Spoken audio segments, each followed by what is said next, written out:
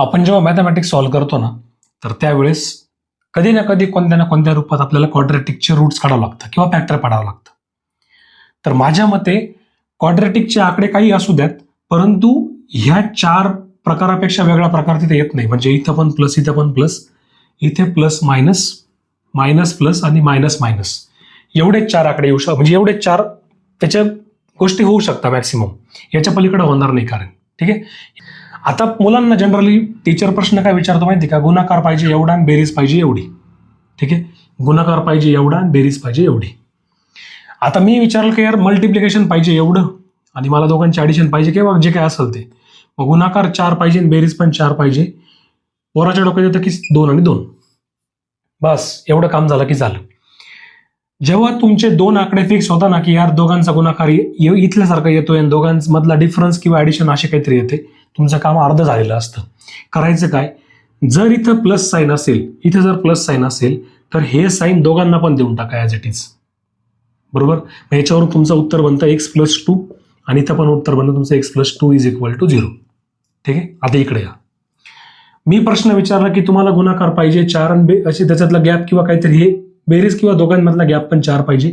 तुमच्या डोक्यात आकडा आला 2 आणि 2.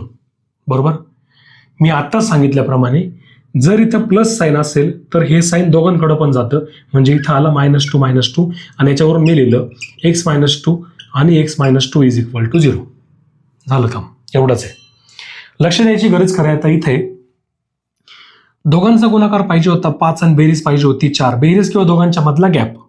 ठीक आहे, मग गुणाकार पाहिजे होता 5, दोघांच्या मधला गॅप किंवा बेरीज पाहिजे होती 4. माझ्या डोक्यात एक आला 5 आणि 1, दोघांचा गुणाकार 5 होतोय आणि दोघांमधला गॅप 4 होतोय.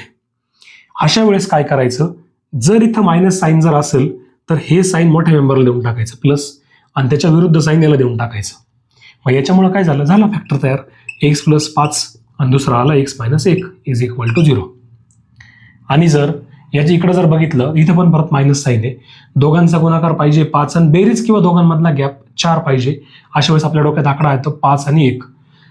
जर इथं मायनस साईन असेल तर हे वालं साईन मोठ्या मेंबरकडे द्यायचं, कारण की 2 फॅक्टर आहेत, त्याच्यापैकी एक जण मोठा किंवा एक जण लहान असणारच आहे.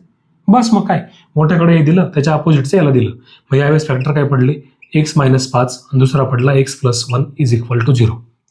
लक्षात ठेवायचं, इथे जर प्लस असेल तर हे साईन दोघांना जातं, प्लस असेल तर हे साईन दोघांना, जर मायनस असेल तर हे साईन मोठ्या मेंबरकडं त्याच्या अपोजिटचं याला, मायनस असेल तर हे साईन मोठ्या मेंबरला त्याच्या अपोजिटचं याला.